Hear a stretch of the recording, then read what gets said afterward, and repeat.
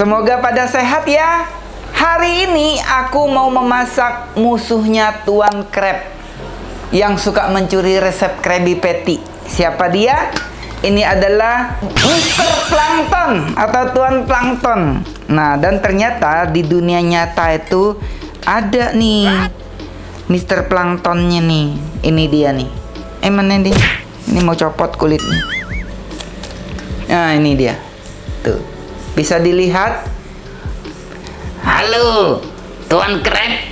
Aku akan mencuri resep Krabby Patty-mu. Nah, gitu nggak sih?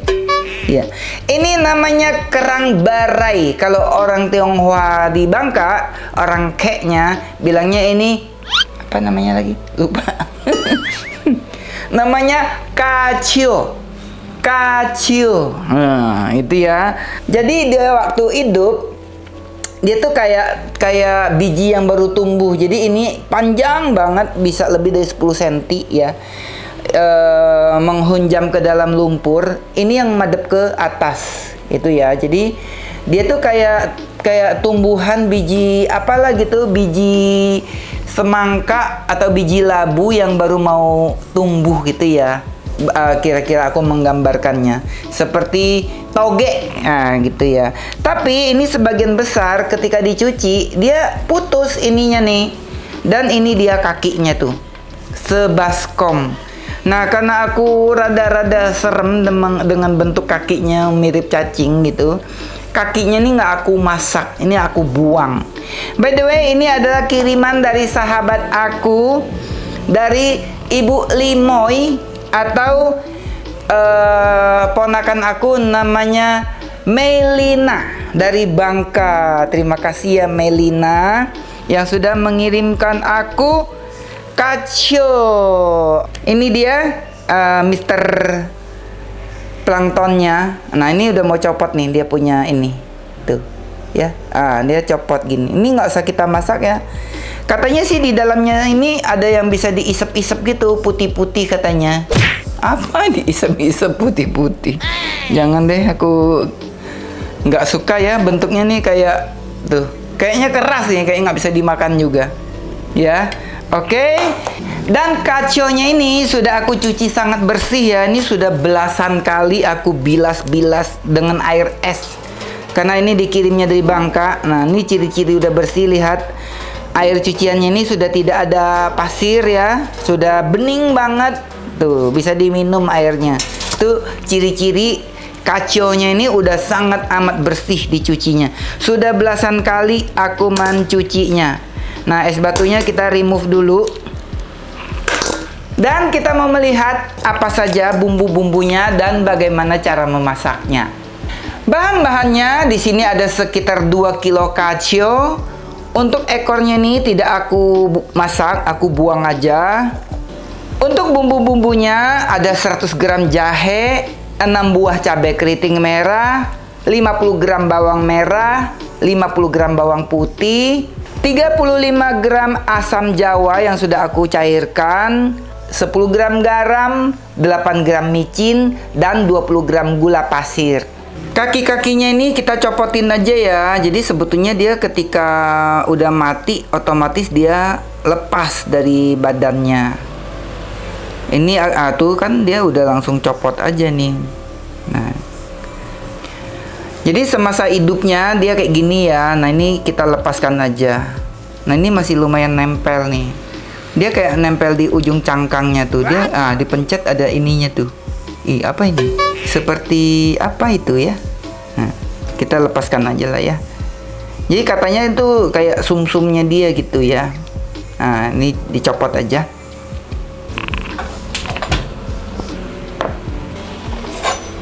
Pertama-tama kita mau iris-iris jahe. Jahenya ini sudah aku sikat sangat bersih ya. Sudah tidak ada tanah lagi. Tapi buat kalian yang pengen jahenya dikupas sampai bersih banget, boleh-boleh saja ya.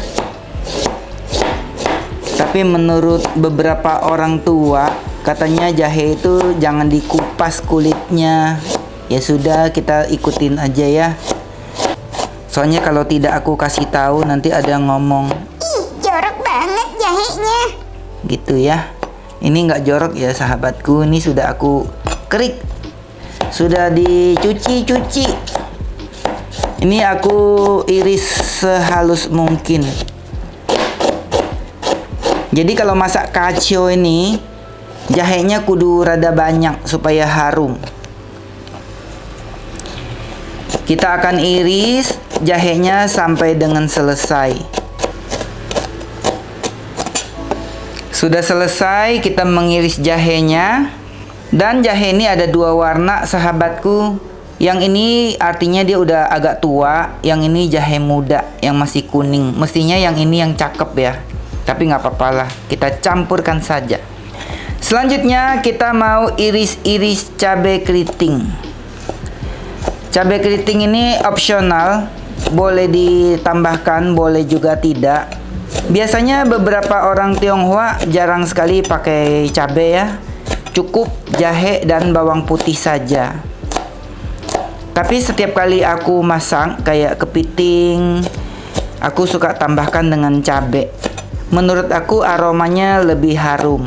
Bumbu ini juga bisa diaplikasikan ke kepiting ya, kalau kalian mau masak kepiting. Buat yang nggak ada cacio, nggak ada kerang barai, bumbu ini bisa diaplikasikan untuk masak kepiting atau udang. Selanjutnya kita mau iris tipis-tipis bawang merah.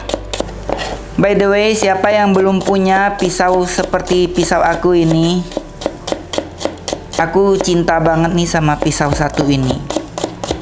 Tipenya IL162. Ini pisau terbaik ya, salah satu pisau terbaik yang pernah aku punya. Dan pisau yang paling jarang aku asah. Tapi tajamnya selalu tajam. Dan dia nggak ada sambungan pada gagangnya ya, sehingga nggak perlu khawatir akan copot gagangnya, akan oplok-oplok dan sebagainya. Nggak ada lagi drama kayak gitu. Tuh ya. Cakep banget pisaunya. Wajib punya kalau pisau satu ini mah. Selanjutnya kita mau iris-iris bawang putih. Jadi ini masaknya super simple ya. Cukup diiris-iris aja semuanya. Mau dicincang halus juga boleh. Sudah selesai. Kita mau panaskan minyak sekitar 50 ml aja. Kita mau tumis jahe terlebih dahulu. Kita tumis jahenya sampai golden brown. Kalau masakan Chinese, masakan Hakka itu sering banget menggunakan jahe sahabatku. Karena jahe ini dipercaya dapat menghangatkan tubuh, melancarkan peredaran darah. Pokoknya berkhasiat baik deh. Dan ini enak ya buat digadoin. Aku sering membuat jahe kering untuk lauk nasi gitu ya. Kayak bawang goreng dia. Yang penting gorengnya jangan sampai kegosongan, sampai golden brown, dia akan kriuk-kriuk. Tinggal ditabur-tabur aja, dimasakkan gitu. Jahenya sudah hampir golden brown. Kita masukkan bawang merah dan cabai.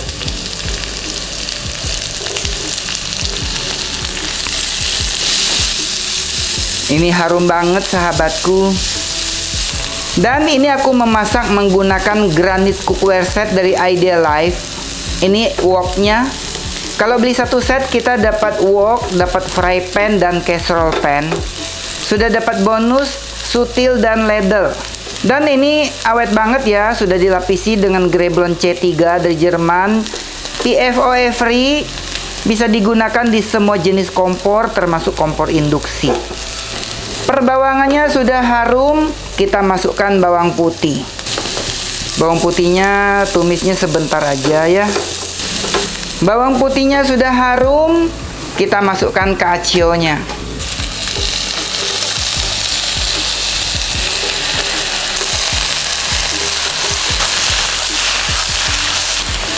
Masukkan air asam jawa.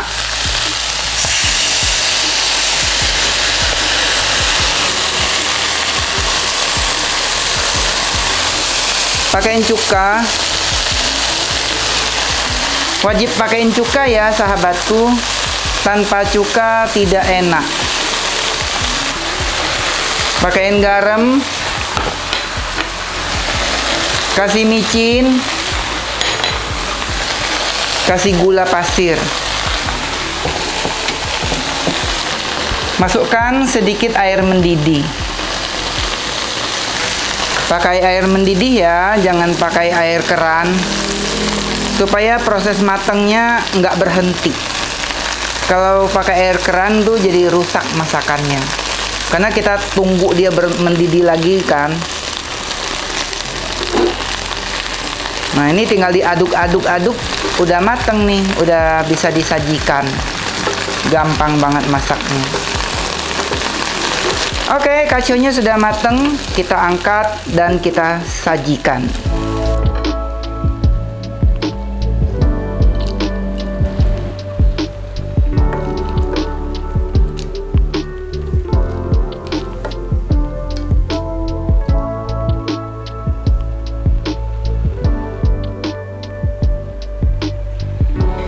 Sekarang kita mau mencobanya.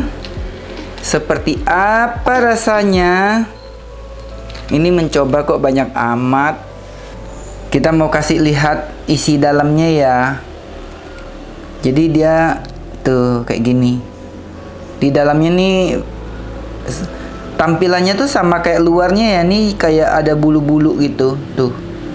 Jadi ini kayak mulutnya gitu ya. Nih kayak ya, ini mulutnya nih kayaknya. Kalau dilihat tampilannya nih kayak rada serem gitu sih. Tapi ini dimakan semuanya ya sahabatku.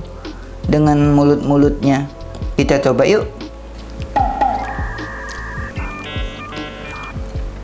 Jadi kalau kita kunyah itu kayak ada sedikit gigi itu kayak ketemu pasir. Tapi dagingnya tuh kayak lembut. Persis kayak daging kepiting. Daging kepiting tuh di bagian yang ujung kakinya itu, yang apa tuh, yang buat ngedayungnya itu. Ah itu rasanya kayak gitu. Kita coba sekali lagi yuk. Kita coba satu lagi. Cari yang paling gede. Nah, ini dia jadi kebelah dua.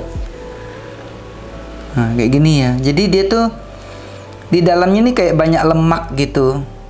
Tuh ya. Kayak ya oyster lah dia nih sebenarnya, jenis moluska kerang-kerangan gitu. Dalamnya nih lemaknya gitu ya, kayak lemak, jaringan lemak, intestinnya nih kayak isi perutnya gitu. Tapi jatuh. Tapi biasanya memang orang-orang memakan semuanya ini ya. Kita makan lagi. Jadi sebenarnya dagingnya tuh nggak yang banyak ya. Ini masih keluarga kerang, kayak kerang bambu. Dia lebih ke kerang bambu ya rasanya. Rasanya enak karena kan dikasih asam jawa, dikasih bumbu, ada garam, micin dan gula, pasti enak. Mau recook? Nanti komen ya. Bye bye.